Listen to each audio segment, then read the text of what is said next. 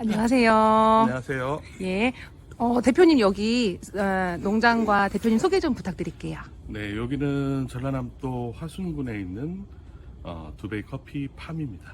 두베이 커피팜. 네, 저희가 재배하는 작물은 커피고요. 커피 중에서 아라비카 커피를 재배하고 있습니다. 오늘 2월 6일 정도? 6일 날씨가 굉장히 춥고 영하 막 9도, 10도 이하인데 네. 하우스 안은 굉장히 쾌적하거든요.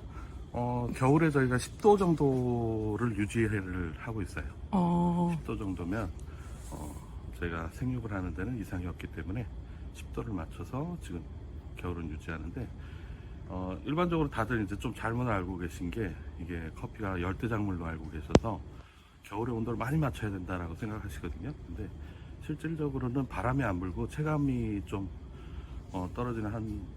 떨어지더라도 한 7도 그 정도까지는 괜찮습니다. 오, 그러면 지금 이 시기 커피나무는 휴명기예요? 아니면은 생장 중인가요? 지금 생장을 너무 많이 해서 지금 잘라주고 있어요. 가지치기를 해서. 근데 지금 다음 단계인 꽃피는 개화 단계로 지금 유도를 하고 있죠.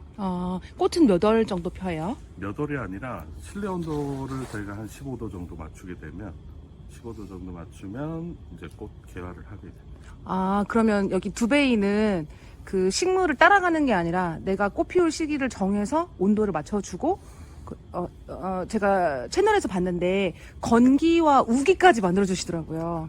일반적으로 이제 얘네들을 관상용으로 키우실 때는 평상시에 물을 계속 꾸준히 주시잖아요. 얘네들 모자람이 없이 키우시는 구조가 되면 개화를 하지 않아요. 개화 안 하고 그냥 햇빛이 닿는 부분에 꽃이 몇 송이 이렇게 피는 정도, 거기서 끝나는데 실질적으로 이제 그 수확을 목적으로 가시게 되면 얘네들이 건기와 우기를 맞춰서 개화를 시키시는 게 맞습니다. 그럼 1년에 수확은 몇 번 정도 하시나요? 수확하는 건 저희가 한꺼번에 수확을 하게 되면 톤수가 너무 많이 나와요. 너무 많이 나오고 많이 나오는 상태가 이제 체리 상태로 나오게 되는데 그 체리를 가지고 저희가 프로세싱이라는 과정을 거치지 않으면 커피는 상품화할 수가 없어요. 판매를 할 수 없기 때문에 이 프로세싱을 해야 되는데 프로세싱 하기에는 양이 너무 많은 거죠. 그래서 시설 투자가 너무 많이 돼야 되니까 이걸 나눠서 수확하는 구조로 바꿔놨어요. 그래서 1년에 3번에서 4번, 많게는 5번까지 개화를 시켜서 수확 시기를 조절을 하고 있죠. 연중 수확을 4번이나 5번이나 한다. 대단한데요?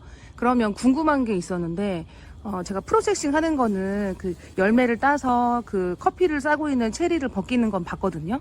그러면 일반 농가들 같은 경우에도 그런 어떤 프로세싱 하는 가공하는 시설을 갖추는데 비용 많이 드나요?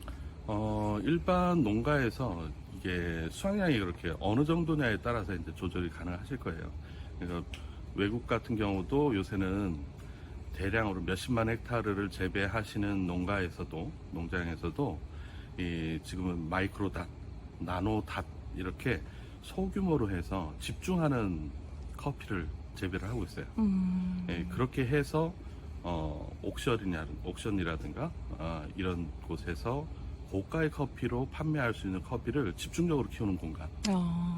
그래서 한국에서도 이제 그런 공간으로 보시면 되거든요. 그렇게 보시면 되는데 이 마이크로닷이나 나노닷이 우리나라 규모 정도라고 보시면 돼요. 하우스 규모. 저희가 지금 6,000평 정도가 되는데 6,000평 정도 같은 경우는 한 마이크로닷 정도 된다.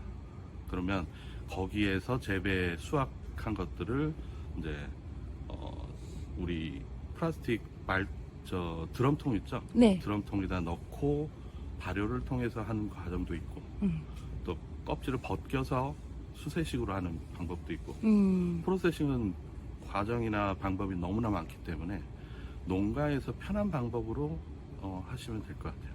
크게 부담들은 없으실 거예요. 다른 농산물들은 어떤 농가에서 생산하고 재배하면 경매장이나 도매상들한테 이렇게 공판장 넘기는 게 익숙한데 그러면 커피는 조금 다르게 생각을 해야 되겠네요. 왜냐하면 가공 방법도 다양하고 내가 그러면 출하해서 어디에 팔 건지도 다양하다는 거네요. 그렇죠. 판매를 하는 게 저희 같은 경우는 직접 생산을 하고 직접 매장을 운영을 하면서 판매하는 구조로 여태까지는 왔어요.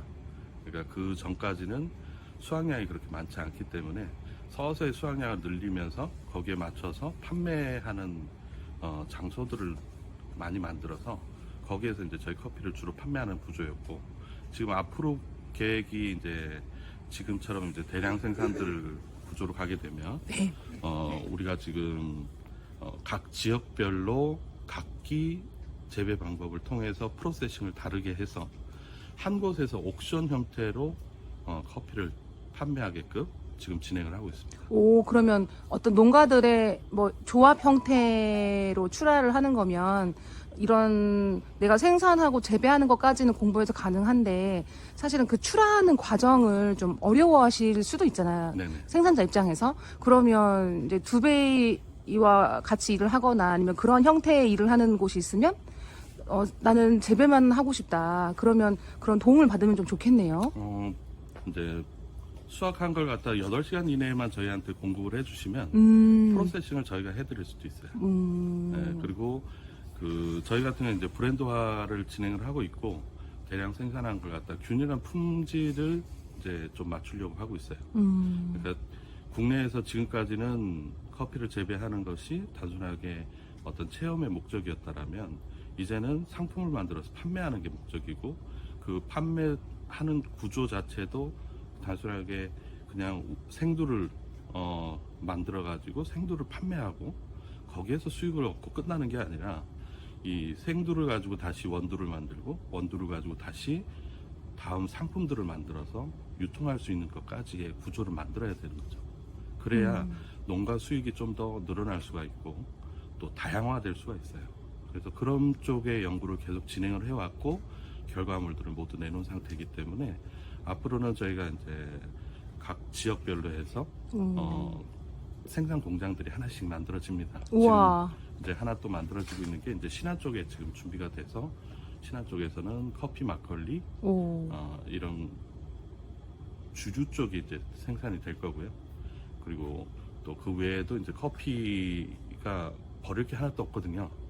잎은 잎대로 항산화 물질들을 추출해서 화장품의 원료라든가 뭐 샴푸의 원료 이런 쪽으로 사용도 되고, 그리고 잎을 다시 잎차로 만들어 갖고 차 쪽으로, 그리고 과육 같은 경우는 우리가 뭐 와인, 꼬냑, 뭐 위스키, 맥주, 소주 이런 것들도 만들고요. 그래서 그런 것들을 우리가 계속 개발해 왔으니까 그런 상품의 다양성 이쪽으로 농가들이 갈 수 있게끔 유도를 해드릴 거예요. 그럼 뒤에 보이는 이 커피 나무는 이거 한 몇 년생 정도 됐을까요? 지금 요게 며칠 전까지만 해도 천정까지 올라가 있었어요. 그러면 한 이제 지금 잘랐는데 와. 수확을 해야 되니까 예. 이제 꽃을 피우고 해야 되기 때문에 자르고 있는데 지금 얘가 12년 됐어요. 이제 12년. 10년이 넘은 상태들이고, 농가에 저희가 공급을 할 때는 큰 나무를 공급을 해요. 오. 그러니까 일반적으로 지금 묘목을 구매를 하는 형태로 하게 되면 네.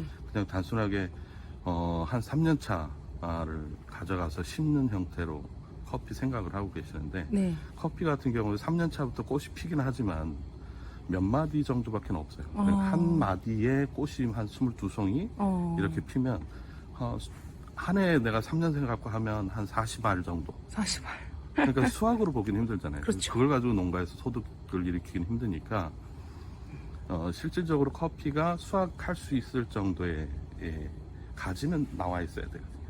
그래서 평균적으로 30에서 한 50가지 정도를 맞추게 되고, 지금 해외 같은 경우는 평균 수확량이 한 평균적으로 한 나무가 7년 이상 되면 한 5kg 정도 생산을 해요. 우리나라 같은 경우는 지금 작년 조사해 보니까 1kg 미만이에요. 근데 저희 같은 경우는 좀 그거보다 훨씬 더 많죠. 평균적으로 이 3에서 5kg 정도가 지금 미식 재배 구조에서 지금 재배가 되고 있고, 얘네들을 좀 더 공간을 좀 넓게 주고 재배하는 형태로 이제 처음 시작하시는 분들한테는 해드리고 있는데, 에어포트라고 해서 뿌리가 이렇게 감지 않는 포트가 있어요. 네. 그래서 그 에어포트에다가 커피나무를 심고 그걸 갖다가 1000평이면 한 평에 2그루 정도. 저희 같은 경우는 지금 저쪽 유리온실 같은 경우는 평당 11그루가 들어가 있고, 여기 같은 경우 평당 한 6그루 정도가 들어가 있거든요. 그러니까 이렇게 재배하는 건 어느 정도 숙달됐을 때 가능하신 거고, 일반적으로는 한 평에 2그루 정도가 적당합니다. 그래서 에어포트를 놓고 조절을 하시면 꽃 피우는 거라든가 관리하는 게 훨씬 더 편하니까 화분 구조로. 궁금한 게 에어포트에서 끝까지 나무가 버텨요? 아니면 중간 단계에서만 거기서 재배하는 거예요? 에어포트 같은 경우는 저희가 이제 본 식재를 하고 난 다음 할 때 사이즈를 결정을 하고 거기에서 1년에 한 번씩 이제 그 양분만 이제 계속 들어가고 흙이 모자라는 경우 흙만 보충하는 형태로 와요. 그래서 굳이 이제 포트를 계속 바꾸실 필요는 없고요. 이게 지금 이제 본인이 이 포트 사이즈에 따라서 이 커피 위쪽의 수령이 결정이 되기 때문에 그걸 좀 더 크게 키우고 싶다, 공간을 넓게 키우고 싶다라면 포트가 그때 교체를 하시면 되고, 아니고 그걸 여기 유지하면서 하겠다라면 계속해서 가지를 쳐서 그 사이즈를 유지하시면서 재배하면 되니까. 여기는 보니까 땅 속에 심어져 있거든요. 토양에? 예. 토양에 심어져 있는데 에어포트에 키우시는 이유가? 지금 저쪽에 같은 경우 유리온실 같은 경우에는 11그루가 들어있다고 그랬잖아요. 네, 11그루의 커피가 들어가 있는데 저쪽은 억제 재배라는 걸 해요. 그러니까 적은 공간에서 수확을 하는 구조가 위로 이제 키워서 재배하는 구조죠. 이제 그렇게 하다 보면 한 7년 차 되면 저희가 에어포트로 이동을 해요. 저쪽 이제 화분에서 이제 큰 에어포트로 이동을 하는 거죠.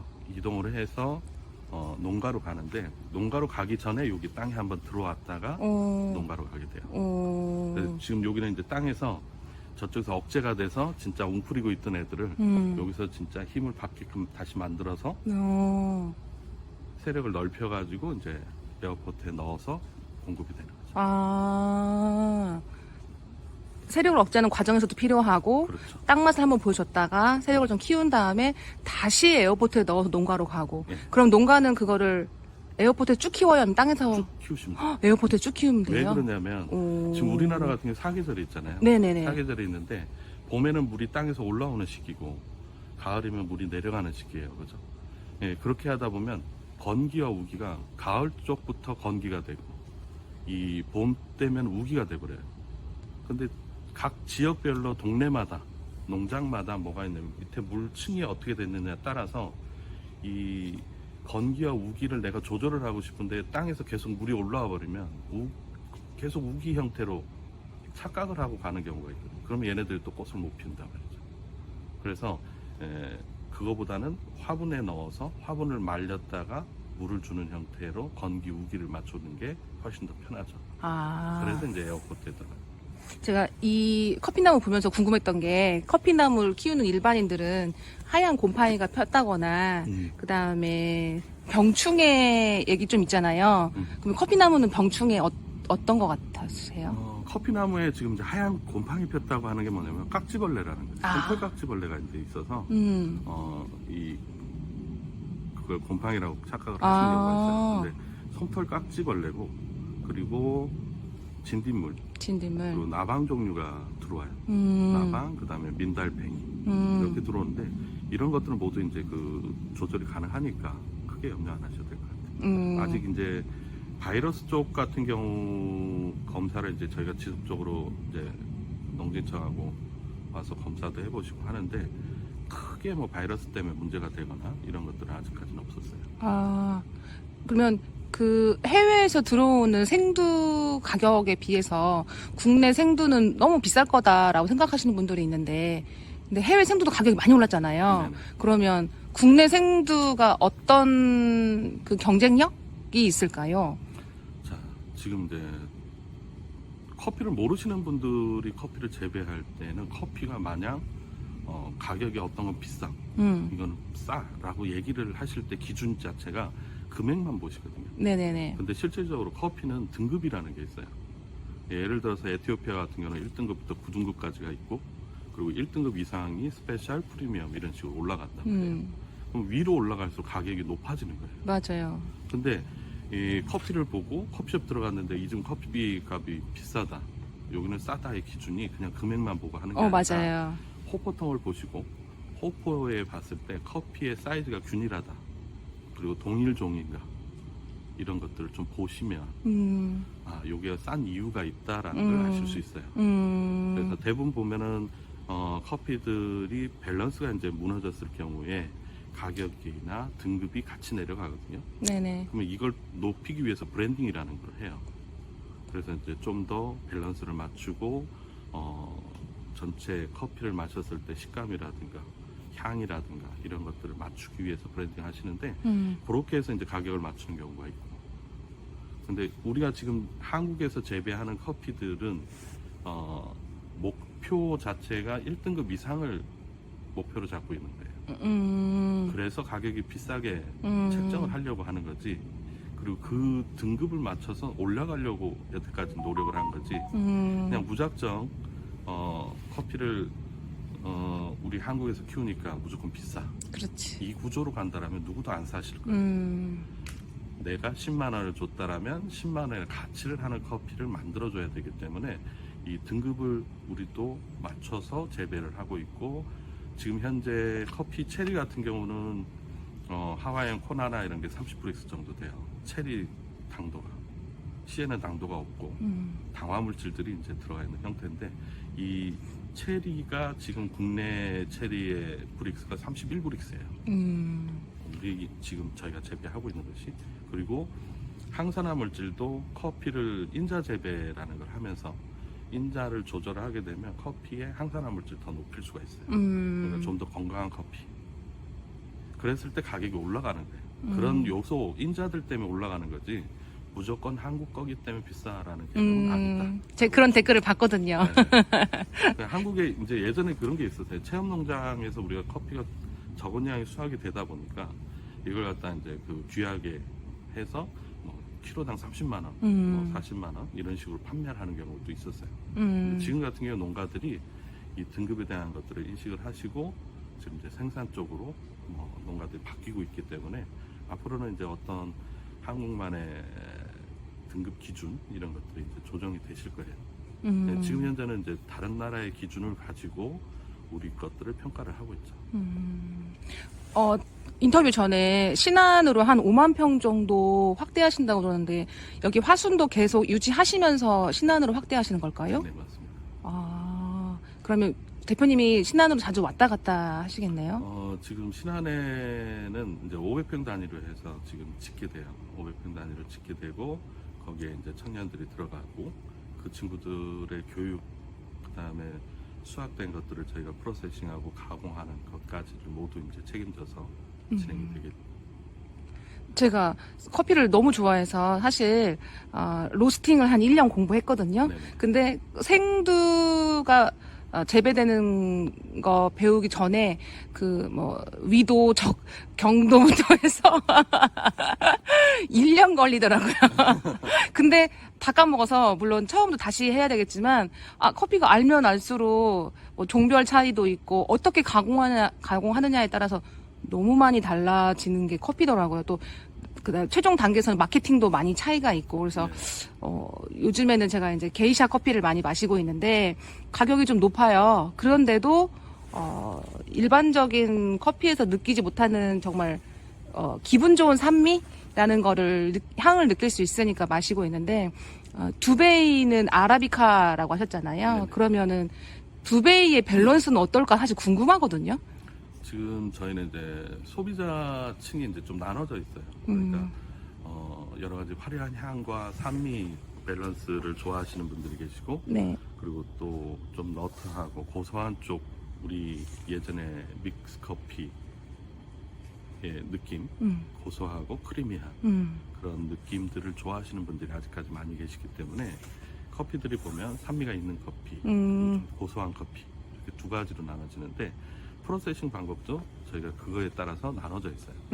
똑같이 이제 수확을 했지만 프로세싱 방법을 하나는 내추럴 프로세싱을 하고, 내추럴 같은 경우는 과육 통째로 이 건조 발효가 되면서 이제 최종 생두가 만들어지는 형태고, 네. 또 하나는 무산소 우리가 미생물 쪽에서 현기 발효해서 더블이라는 방법을 통해서 우리 지금 진행된 아리랑이라는 게 있어요. 요거 같은 경우는 와이너리 하면서 약간 베리 향들이 좀 더 강하게 나는 이런 커피거든요. 아, 너무 궁금하다. 요거는 이제 프로세싱 과정에서 그렇게 조절을 하실 수가 있어요. 귀농 귀촌하는 청년들 중에 뭐 애플망고를 할까, 뭐 체리를 해볼까, 뭐 토마토를 해볼까, 뭐 커피를 해볼까, 뭐 올리브를 해볼까. 그러니까 새로운 품종, 아열대나 좀 이렇게 따뜻한 식물 쪽으로 많이들 관심을 갖는데, 신안에서 이제 대표님 지도를 받아서 시작하는 청년농들은 너무너무 이제 부러운 상태인 거고, 이 젊은 분들이 어떤 새로운 품종에 대해 관심이 되게 많거든요. 근데 이 농장을 운영하시면서 그 젊고 이제 열정은 있는데 아직 그 농사 경험이 없는 분들한테 혹시 당부하시고 싶은 말씀 있으실까요? 지금 뭐 어떤 작물을 할지에 대한 선택보다는 어떻게 할 것인가가 먼저 준비가 돼야 될 것 같아요. 그러니까 저희 같은 경우에는 커피를 재배하는 게 처음에 뭐 한 30년 전에 우리가 커피 이제 심어보니까 그냥 무작정 커피가 재배가 되고 할 때는 이 커피를 수확을 해가지고 그냥 열매가 나올 수 있고 이걸 가지고 나온 걸 갖고 어떻게 팔까 이런 것만 생각을 했었어요.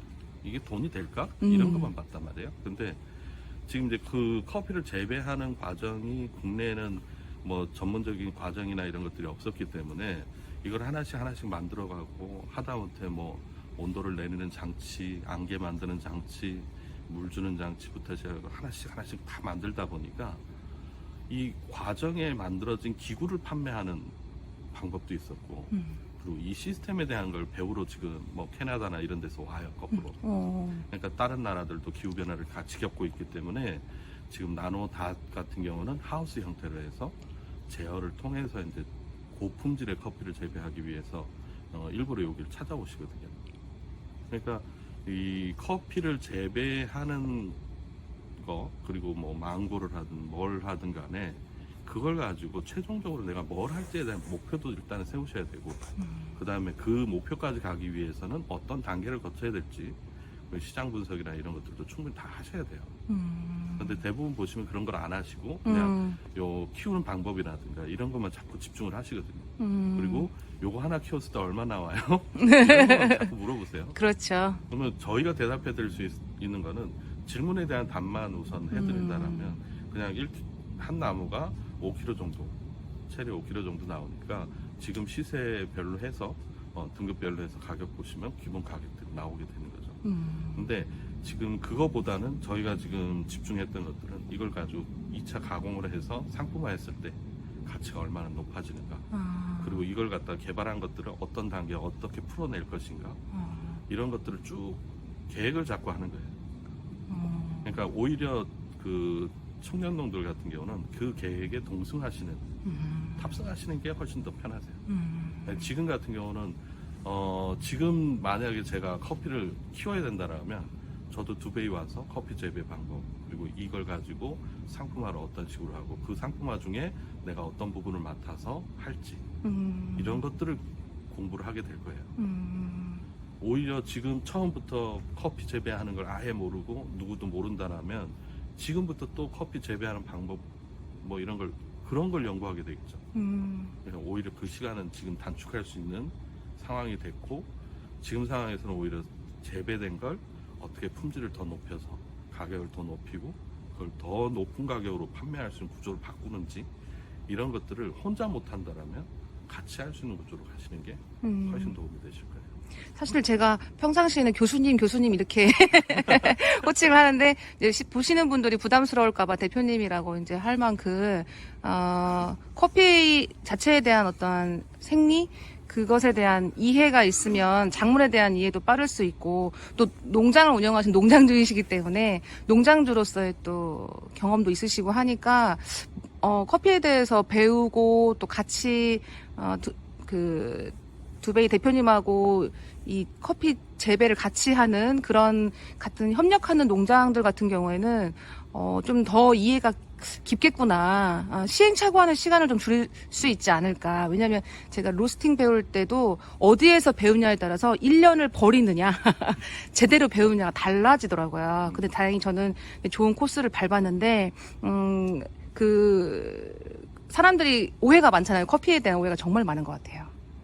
로부스타면 무조건 탄 맛일 거야, 쓸 거야 하지만 정말 구수하고 고소하고 맛있는 로부스타도 있는 거고. 네네. 또 제가 브라질 생두에 대해서 오해가 좀 있었는데 저가 커피니까 뭐 별로겠지 했는데 어떤 로스팅했던 브라질 커피를 마셨는데 제가 이거 에티오피아 비싼 최상급 커피냐 물어봤더니 그분이 웃으시면서 이거 브라질 세아도야 라고 하시는데 나 1년 동안 공부했지만 커피에 대한 오해가 많았고 그 소비자들의 편견이나 어떤 마케팅에 좀 깊이 각인된 그런 게 많아서 사실 어떻게 보면 그 커피에 대해서는 접근하는 방법을 어떻게 하냐에 따라서 너무나 달라지겠더라고요. 또 한국 사람들도 커피를 또 좋아하기도 하고.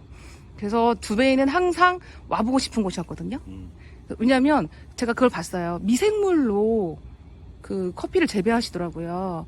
그리고 또 뭐 유기농 하시거나 하시는 분들이 미생물을 많이 이용하시는데 그 미생물 시설도 사실 어떻게 하시는지 한번 보고는 싶었거든요. 저희가 지금은 이제 어떤 게 있냐면 미생물을 가지고 할 수 있는 것이 뭐가 있어요라고 물어보시는 거는 미생물을 눈으로 볼 수 없기 때문에 그래요. 네. 대부분은. 근데 미생물을 쓰고자 하시는 분들의 욕구는 이걸 씀으로 해서 뭔가 효과가 100% 딱 나오는 걸 요구를 하세요. 근데 미생물이 그렇게 될 수 없는 게 그걸 상품화하거나 판매하거나 뭔가 이렇게 사용하시는 분들이 조건은 안 맞추고 무조건 미생물만 믿는 경우가 많기 때문에 그래요. 미생물들은 예를 들어서 호흡 조건에 따라서도 호기성, 공기를 좋아하고 산소 호흡을 하는 애들, 현기성, 그리고 통성, 현기 이런 식으로 나눠져요. 그러면 그 미생물을 사용해서 뭔가의 효과를 보려고 한다라고 하면 그 조건을 맞춰줘야 되겠죠. 근데 호기성 조건이면서 현기균을 갖다 넣어놓고 효과가 나오길 기다리면 효과를 못 보겠죠. 그러면 그걸 판매한 사람은 사기꾼이 되는 거예요. 그래서 그런 부분들을 이해를 하고 뭔가를 사용을 하셔야 된다. 누군가가 그걸 연구를 하고 결과를 냈을 때 그 과정에 대한 것들을 분명히 보셔야 되고 그리고 그 조건을 이 균 자체가 어떤 환경에서 효과를 낼 수 있는 애들인지 그러면 내가 어떤 환경을 이 농장에서 조성을 해야 되는지에 대한 걸 확인하고 난 다음에 미생물을 사용을 하셔야지 그런 거 없이 무작정 그냥 하시게 되면 어떤 분은 효과 보고 어떤 분은 못 보고 이 상황이 되죠. 그 미생물 사용한 농장들은 비료를 대체하거나 농약을 대체하거나 그런 어떤 생각을 하고 계시는 분들이 있는데 미생물은 그러면은 어떤 보충되는 첨가제인가요? 아니면은 어떤 역할일까요? 지금 저희가 지금 저쪽 농장에서 지금 새로운 실험을 또 해서 결과를 지금 만들어내고 있는데 지금은 퇴비를 만드는 형태의 균을 가지고 퇴비를 만든다라고 하면 예를 들어 돼지 똥물을 가져와요. 돼지 똥물을 가져와서 거기에 톱밥을 혼합을 하고 거기에 미생물을 투입을 한 상태에서 저희가 사용하는 경우 그 미생물은 호기성 미생물들이고 호기성 미생물 균을 사용을 하거든요. 그러면 호기성 미생물 균을 집어넣어서 혼합을 한 다음에 공기를 이제 주기적으로 공기를 공급할 수 있게끔 하고 안에서 호흡할 가스는 밖으로 나갈 수 있는 구조 이런 것들을 다 만들어놔요.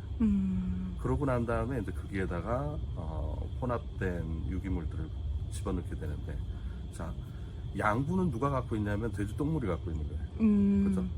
그 돼지 똥물이 가지고 있는 양분을 공기를 안 통하고 그냥 계속 그대로 놔두게 되면 현기 형태가 되고 얘네들이 배출하는 게 현기성 미생물들이 이제 우정을 하면서 거기서 메탄가스라든가 이런 것들이 나오게 되죠. 그러면 악취가 나잖아요. 그렇죠. 그래서 보통 퇴비들 보면 부숙이 됐다라고 해도 악취나요. 똥냄새 난다라고 네네네. 기피하는 형태가 많은데 네. 그거는 배양하는 과정에서 잘못된 거예요. 그러니까 실질적으로 호기성 미생물을 가지고 우리가 퇴비화를 하게 되면 냄새라든가 이런 것들이 산의 부엽토 향 그런 것밖에 없어요. 자, 그 과정에서 미생물은 이 냄새가 나고 썩을 수 있는 양분 유기물 형태가 옥수수 사료나 이런 것들이 돼지들이 사료를 먹고 미소화분으로 배설이 되면 그 형태들이 그대로 나와요. 옥수수 덩어리 이런 식으로. 그러면 이걸 식물이 그대로 먹을 수 없잖아요. 그러면 미생물의 역할은 이 식물이 이 양분을, 옥수수에 있는 양분을 먹을 수 있게끔 분해하는 역할이지, 그 분해하는 과정에서 얘네들이 서로 우점을 하고 이 안에서 우점하면서 이 세력이 커지게 되면 주변에 다른 미생물이 들어와서 그걸 활용하지 못하게끔 하기 때문에 방어가 되는 거예요. 그래서 미생물을 사용을 하게 되면 뭐 다른 미생물들이 못 들어오게 하는 형태로 만들 수도 있고, 양분을 쪼개서 식물한테 전달하는 분해자의 역할로, 그리고 전달자의 역할로 할 수도 있고. 그때 이제 우리 식물 재배할 때 저희가 커피 재배하면서 식물 쪽에 이제 영향을 주는 것 중에 제일 큰 게 뭐였냐면, 양분도 잘 만들어 놨고 모든 조건들을 다 잘 해놨는데 식물이 제대로 성장을 못한다. 이 경우는 물이 문제였어요. 그러니까 대부분 저희 같은 경우는 지하수가 어떤 지하수냐에 따라서 이게 틀려지는데, 물 자체가 기본적으로 수소결합을 많이 한 물이 양분 전달률이 떨어지는 걸 볼 수 있어요. 그러니까 우리가 고산지대 커피가 밀도가 높고 좋다라고 얘기를 해요. 네. 등급이 좋은 커피라고 얘기를 하는데, 고산지대의 물과 아래쪽 물이 보니까 수소결합이 위쪽은 덜 돼 있고, 그래서 전달률이 좋고 아래쪽으로 내려올수록 전달률이 떨어지더라고요. 그럼 똑같은 양분을 주더라도 틀리더라고요. 그래서 저희는 물도 이제 수소결합한 걸 나눠가지고 지금 공급을 하거든요. 농가들이 나무 키울 때 제일 저한테 많이 물어보는 게 어떤 흙을 써야 되냐. 왜냐면 지금도 땅에 심어져 있지만 우리나라가 2, 3cm만 지나면 밑에가 딱딱한 층이 있는데 거기서 뿌리가 버티느냐 안 버티느냐 이런 말씀도 하시더라고요. 근데 화분에 키우려면 특히 예를 들어서 커피나무는 어떤 흙을 쓰냐 이렇게 물어보시거든요. 그러면 저희가 이제 테스트를 해봤어요. 그러니까 굵기, 네. 흙의 이제 종류 빼고 굵기를 가지고 이제 조성을 해봤어요. 입자 구성을 해가지고 한 것과 했을 때 혼합을 해서 공기가 잘 통하는 구조를 만들어 놓고 뿌리 내림을 공부하고, 지금 말씀하신 형태의 흙에다가 심었을 때 아무래도 이쪽이 더 활성화됐더라고요. 눈에 보일 정도로 이게는 뭐 차이가 나버려요, 명확하게. 근데 지금 커피 같은 경우는 어떻게 하냐면, 지금 제가 키우려고 하는 커피의 특성을 어떤 쪽으로 유도할지에 따라서 이제 조절을 좀 하는 부분이 미네랄을 거기에 같이 섞어준다는 거죠. 대부분 보면 화산재 토양에 미네랄이 풍부하게 포함이 돼 있다. 왜 지하에 있던 애들이 용암에서 분출되면서 밖으로 나올 때 그 지하에 있는 미네랄들 갖고 끄집어 나오니까 그래요. 그리고 그쪽 같은 경우는 다공질 형태죠. 현무암이나 이런 것들 보면 화산 용암 분출되고 나면 제주도 돌 같은 경우도 물에 뜰 정도로 다공질이잖아요. 그죠? 이제 그런 다공질의 미생물이 호흡을 할 수 있는 조건에 미생물들이 많이 붙어 있더라. 저희 같은 경우 보니까 대부분 호기성 미생물들이 많이 있더라.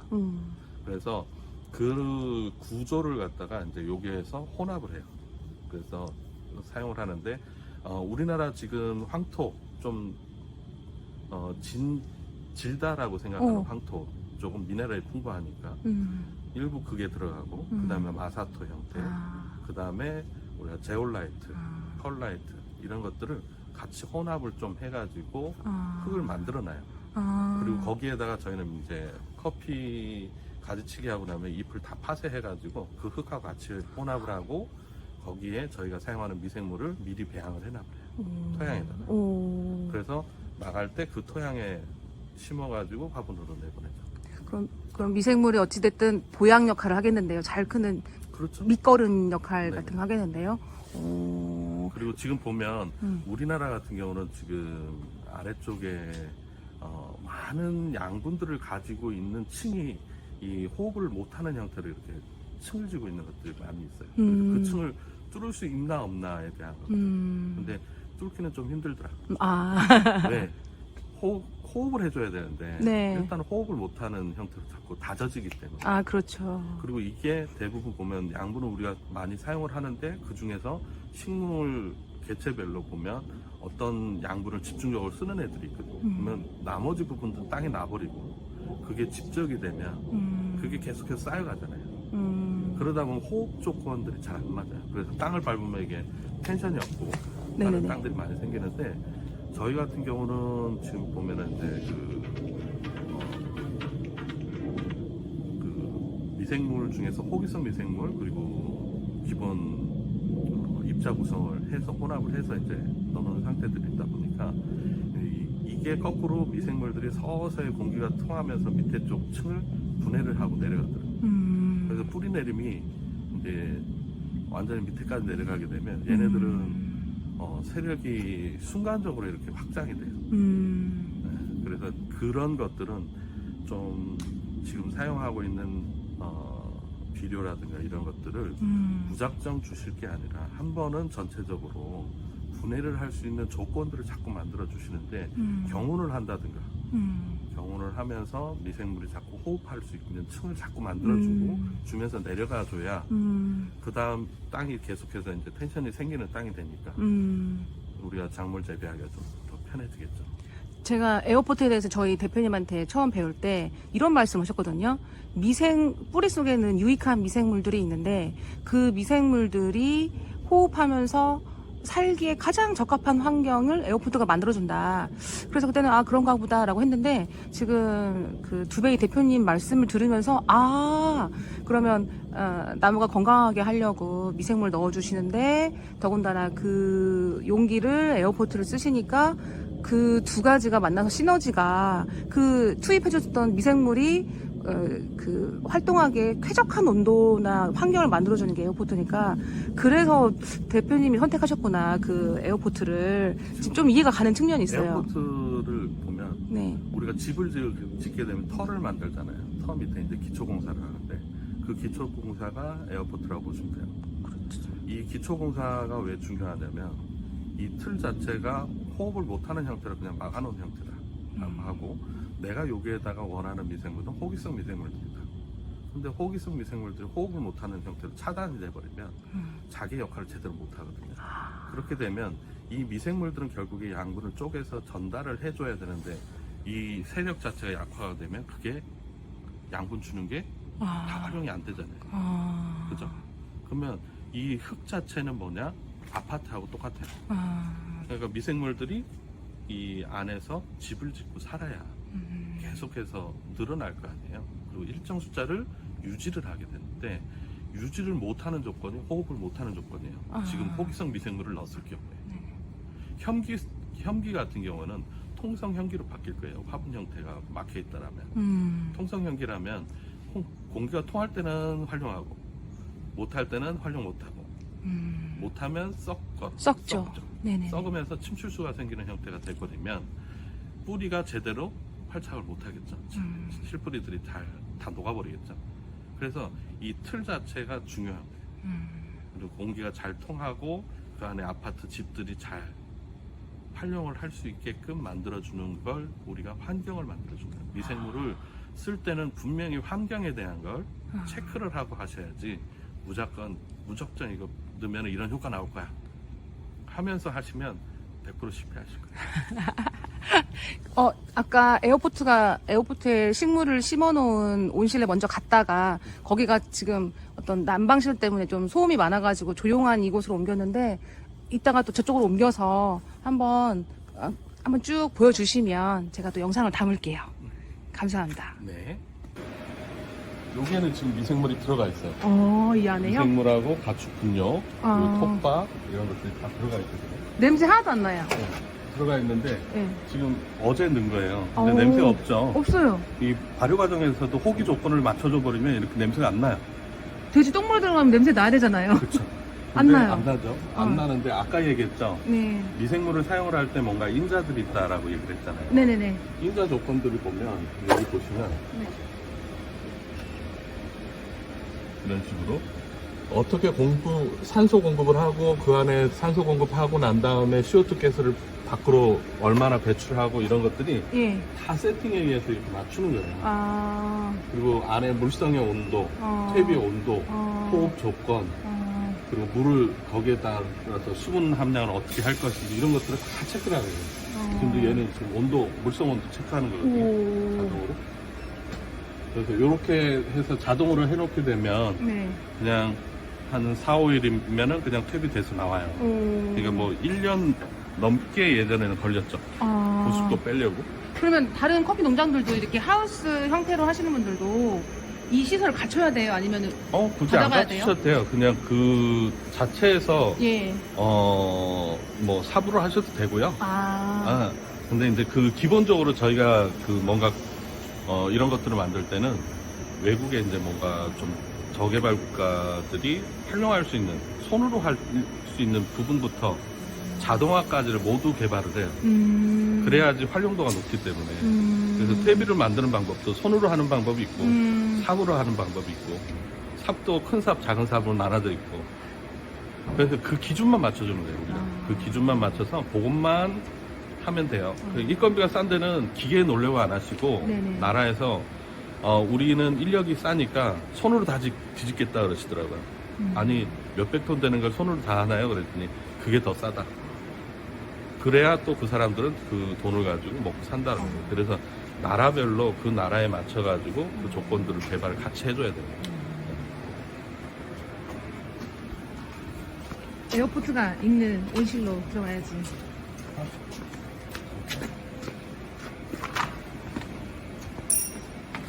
지금은 저기서 나온 퇴비를 가지고 지금 이렇게 펠렛을 지금 만들고 있어요.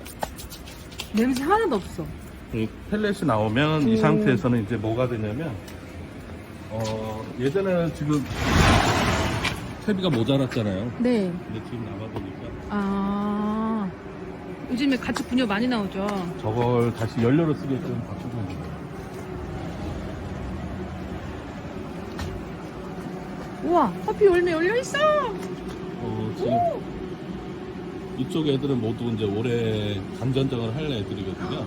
그래요? 감전정을 하는 애들이라서 수확을 안 하고 지금 이제 그냥 이렇게 있어요. 전체 이제 전정이 되고 나면 저쪽 옆에 하우스로 또 이동을 할 거예요. 이동해가지고 다시 수령하고 이제 저기를 만들어가지고 농장으로 다 이동을 할 거거든요.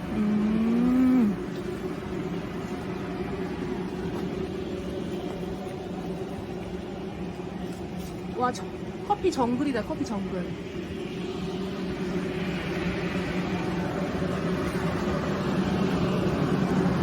아까 그 미생물이요, 탭이 어떤 작물이든지 다 쓸 수 있는 거예요? 네, 지금 저희가 그 미생물을 개발해서 사용한 지가 30년 가까이 돼요. 30년. 네, 지금 일본 가서 이제 미생물을 처음 배우게 된 것도 저희가 자연순환 농법이라는 걸 해야 되는데 아, 자연순환 농법. 뭔가를 이제 분해를 해야 되고 네. 그게 자연으로 다시 가게끔 해야 되는데 이게 보면 화학물질 가지고 뭐 물을 정화를 한다든가 하면 다시 2차 오염을 또 나오고 그걸 또 처리해야 되고 막 이렇게 돼요. 근데 미생물은 처음부터 끝까지가 한순환으로 사이클로 계속 볼 수 있는 거죠. 분해되고 다시 약물을 활용하고 또 나오고 다시 분해돼서 다시 들어가고 계속 세바퀴 돌듯이 볼 수 있는 구조이기 때문에 우리가 폐기물이라는 걸 만들어내지 않죠. 그래서 그 폐기물로 인한 뭔가 환경 오염이라든가 이런 것들을 만들지 않아야 되는 거죠. 우리가 이제 사람이 욕심이 있기 때문에 지금 이제 대량으로 이렇게 재배를 하고 했다라면 자연에서 순환하고 있는 모습을 그대로 해줘야 자연이 오염이 안 되는 거예요. 그래서 기본적으로 모든 농업을 할 때는 자연 순환을 생각을 하시고 하시는 게 좋아요. 우와. 지금 이거 난방 온도 맞추느라 소음이 좀 있는 거죠? 네네. 지금 저희가 지금 예전에는 지열 냉난방하고 그리고 공기열도 해보고 전기 온수 쪽도 해보고 여러 가지 했는데 그냥 전기 온풍만 해도 충분했어요. 전기세도 지열이나 이런 거 비용이 한 10분의 1 정도밖에 안 들어가니까 그냥 온풍기 쪽이 훨씬 저희한테 맞는 것 같아요. 그래서 작은 거부터 테스트를 여러 가지로 해봤어요. 여러 가지로 해봤는데 여기는 지금 계속해서 그런 실험들을 지금 하는 공간인데 결국에는 온풍 가지고 한 7도에서 10도 그 사이만 겨울에 유지를 하면 문제 없이 잘 끌 수 있다. 전기요금 평당으로 계산해야 편할까요? 어떻게 계산해야 될까요? 평당으로는 계산을 안 해봤는데 네. 우리가 전체 지금 하우스 면적이 한 4,500평 정도 되거든요. 4,500평에 4,500평 정도 되는데 한겨울에 전기세가 한 600에서 700 정도 나와요. 기계 가동, 공장 운영하는 기계 가동하는 거랑 조금 비슷하네요, 그죠? 그러니까 그전에는 우리가 그 지열이나 이런 거 할 때는 2천만 원이 넘게 나왔어요. 지열도 비쌌네? 지열 더 비쌌어. 그러니까 이게 물을 순환하는 모터 하나가 뭐 몇십만 원씩 했으니까. 네네네네. 그래서 이게 아닌 것 같아 라고 해서 다 뜯어내버리고 실험을 하기 시작을 했어요.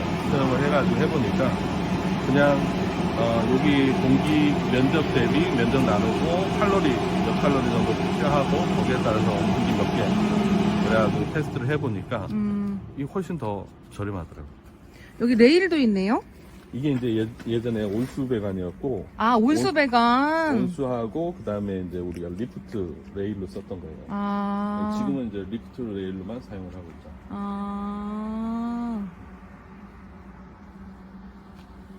우와. 여기에서 큰 나무들을 이제 농가들이 보급받게 되겠네요. 네, 그렇죠. 또 일부 또 저쪽 하우스도 이동화해서 땅에 들어가는 것도 있고. 땅에 들어가는 애들은 처음부터 이제 이쪽 농장들도 이제 전체 수확 구조로 이제 다 바꿀 건데 전체 수확 구조로 다 바뀌게 되면 그 작은 나무부터 시작해서 예. 만들어 갈 거고요. 에어포트에서 끝까지 그냥 네, 그렇죠. 이 커피나무가 80년 간다고 하셨는데 80년 동안 그냥 에어포트 속에 있을 수도 있겠네요. 그렇죠. 우와. 대신에 이제 계속 환경을 맞춰줘야 되겠죠. 네네네. 네, 뿌리가 계속 늘어나면 흙을 밖으로 밀어내잖아요. 네네네. 밀어내다 보면 이제 흙을 다시 보충을 해준다든가 사이즈를 좀 키워준다든가 하는 시기들을 만나실 거예요. 그때 이제 조정하시면 돼요. 온도가 맞으니까 이렇게 중간중간 열매가 보여요. 근데 뭐 얘네들은 지금 그 커피들은 건기 우기를 만든다고 그랬잖아요. 그래서 네네네. 양분을 안 주는 시기가 건기라고 보시면 돼요. 양분 안 주고 물 안 주고. 그러니까 견뎌라. 너희들 힘든 시기를 견뎌야 우리가 양분도 주고 꽃을 피울 수 있는 조건을 맞춰줄 거야라는 거죠. 그렇게 안 하면 얘네들 꽃을 안 펴요. 건기 정도의 열매가 맺어지는 거예요? 아니죠. 건기에서 우기로 넘어가면 꽃을 피고 꽃 피고 나면 3일이면 이게 자가수분이 되고 네. 자가수분 되고 나면 바로 그때부터 열매로 퍼 나가면 6개월 정도. 빠르면 6개월, 좀 늦으면 7개월 정도 수확을 하게 되죠. 그래서 수확을 할 때 보면 꽃 피우는 걸 단계 만들어 가지고 1년 내내 이제 수확하는 구조로 만들어야 한꺼번에 수확하려면 많은 인력이 들어가야 되잖아요. 네네네네. 많은 인력이 들어가는 형태로 하게 되면 진짜 월급 주고 직원들을 많이 써야 되는 구조가 된다라는 거죠. 지금 다른 작물들이 그래요. 한꺼번에 한 달 내지 2달 정도를 계속 인력을 투입을 해요. 네. 인건비 어마어마하더라고요. 그래서 이제 우리도 마찬가지로 이제 그 수확하는 구조는 이제 기본 이제 체류 인력들이 조금씩 수확을 하면서 매일 저녁에 프로세싱하고 건조 이렇게 단계 거쳐가지고 상품화하고 한꺼번에 뭔가 많은 일을 해야 된다. 같이 쳐야 된다. 뭐 한다면 그때 이제 인력 센터에 가서 인력을 우리가 좀 제공받아서 그분들이 와서 이제 같이 치고 그때만 이제 일부러 수확량이 많은데 좀 조절을 하신다고 그랬죠. 여기 상황에 맞게. 그렇죠. 조절을 좀 해야 품질을 높일 수가 있으니까 품질도 높일 수 있고 우리가 지금 좋은 품질의 커피를 자꾸 만들려고 하는 게 아까 얘기했듯이 등급이 좋은 커피가 좋은 가격을 받기 때문에. 그리고 전 세계 커피 시장은 스페셜 커피 시장이 형성이 돼 있기 때문에 우리가 굳이 많은 대량 생산하는 커피들하고 경쟁할 필요가 없는 거예요. 우리가 시설을 했잖아요. 다른 데는 시설을 안 했어. 우리는 시설을 했어. 근데 다른 나라도 이렇게 품질을 높이려면 시설이 들어가야 돼요. 똑같은 조건이 되는 거예요. 그러니까 거기는 좋고 우리는 나쁘고 이게 아니라는 거예요. 같은 조건에서 같이 경쟁을 하기 때문에 우리가 좀 더 우월할 수 있는 거는, 좀 더 할 수 있는 거는, 우리는 예전부터 미생물을 활용 많이 했고 한국 사람들이 머리가 잘 돌아가잖아요. 너무나 많은 것들을 만들어내고 계시기 때문에 그런 것들을 잘 활용을 하시게 되면 다른 나라보다 뒤처질 수가 없어요. 뒤처지고 싶어? 그럼 땡겨와 버린단 말이에요. 그게 한국 사람이거든요. 그래서 절대 뒤처질 수 없는 구조다. 모든 것들이. 그리고 지금 망고도 그렇고 뭐 여러 가지 지금 있는데 저희가 지금 보면 당도가 31브릭스 나오잖아요. 그러면 일반 과일들의 당도도 높일 수 있다는 얘기예요. 높이는 과정들은 아까 답을 드렸어요. 토양의 조건, 미생물들이 뭔가 양분을 활용할 수 있는 환경을 만들어줘라. 그 환경을 만들어주면 걔네들은 양분을 잘 전달하게끔 쪼개주고 보호도 해주고 하는 역할들을 한다는 거예요. 이게 원활하지 못할 때 질병이 오고 하는 거예요. 그래서 그 부분만 내가 사용하는 미생물의 환경을 잘 맞춰주게 되면 거기에 따라서 이 양이 조성이 되니까 그러면 평상시 하는 대로 하면 당도가 자연스럽게 올라간다.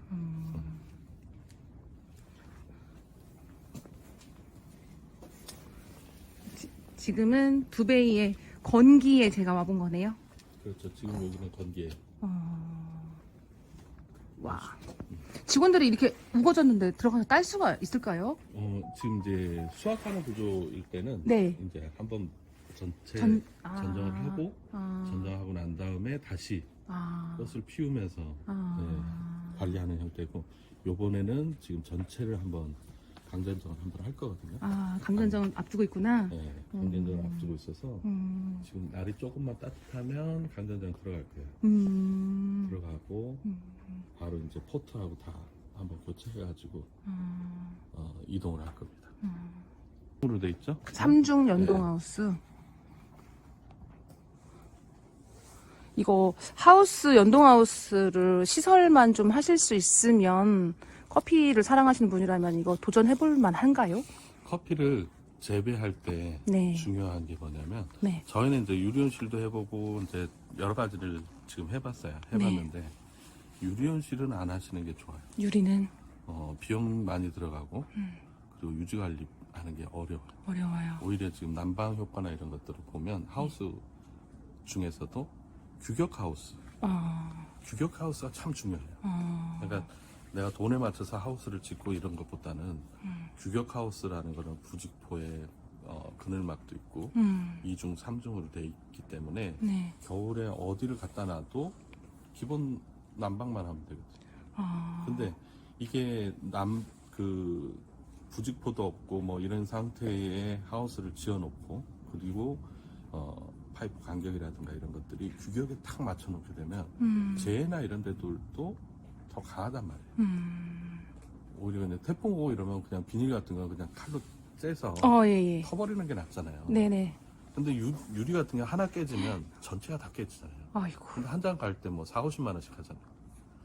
그러니까 굳이 이 유리온실을 할 필요는 없다. 여름에 더 덥고 겨울에 더 춥고.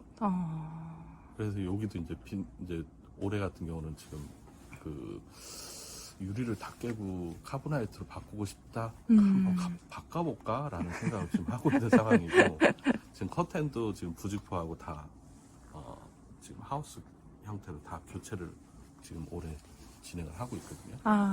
여기 두베이에 많은 변화가 일어나고 있는 시기네요. 그렇죠? 그리고 지금 이제 그 전남권뿐만 아니라 경기권, 경기 충청권까지 지금 농장들이 늘어날 거예요. 그래서 이제 거기에서는 전문적으로 교육 그리고 각 지역별로 제품화하는 상품들이 이제 다르게 해서 각 지역에서 만들고 그걸 한 곳에서 유통을 하고 그렇게 되면 다양한 커피 상품들이 이제 국내뿐만 아니라 외국까지 이제 출시가 될 거고요. 그러면은 그 두베이에서 배우면서 나도 농장을 하고 싶으신 분들은 여기에 전남 화순에 찾아와야 돼요? 아니면 어디? 전화를 저한테 하시면 저희 네네. 이제 그 각 지역에 지금 경기권, 네. 그리고 충청권을 그리고 전라권 이렇게 나눠져 있는데 전라권은 저한테 바로 전화를 하셔도 되고 아니면 전화를 저한테 하시면 이제 그쪽 지역에 뭐 땅을 어떻게 어떤 위치에서 하우스나 어떤 방향으로 지어야 되고 뭐 이런 것들에 대한 컨설팅이 필요하시다 그러면 이제 거기 이제 팀을 맡고 계신 분들이 계시니까 그분들하고 얘기를 하셔도 되고요. 지금 커피를 생산한 것들은 상품화를 하는데 올해 지금 이제 저희가 개발을 하나 해드린 것 중에 하나가 강진의 쌀기리 커피예요. 오. 강진의 슈퍼푸드 재배 면적 전국 재배 면적 80%를 강진에 재배를 하고 있는데 네. 그 쌀기리와 커피를 콜라보해서 쌀기리 커피를 만들었어요. 근데 이런 상품들은 지금 기존에 없는 것들이잖아요. 네네네. 없는 것들이고 커피를 대체할 수 있는 어느 정도 가격이 높기 때문에 어느 정도 이제 혼합을 해서 가격도 낮추고 상품성을 높이고 또 다양화시키면서 하는 형태의 제품들도 지금 나오고 있거든요. 그런 것들하고 콜라보하고 할 수 있는 것들도 나와 있고 또 지금 저희가 개발해 놓은 거를 좀 열거를 쭉 하면 커피, 와인, 꼬냑, 소주, 맥주, 막걸리 그 다음에 커피 초콜릿, 커피 카스카라티, 그리고 커피 밀크티, 그리고 커피 비누, 그리고 그 소재 산업종, 그 다음에 개껌. 우리 지금 강전정 하고 나면 가지 나오잖아요. 이거 대 나오거든요. 네네네. 대 나오면 이거 다 잘라가지고 애완용 개껌으로 사용을 해요. 아, 그래요? 인터넷에 커피 나무 개껌 한번 쳐보시면 여러분들 깜짝 놀라실 거예요. 오. 요만한 거 하나가 예. 9,800원, 만원대고 오. 대형견 6단계 나누거든요. 대형견 하면 네. 4만원 돈 해요. 오. 가지 하나가 요만한 거. 그러니까 커피 나무는 버릴 게 하나도 없어요. 진짜 버릴 게 없네요.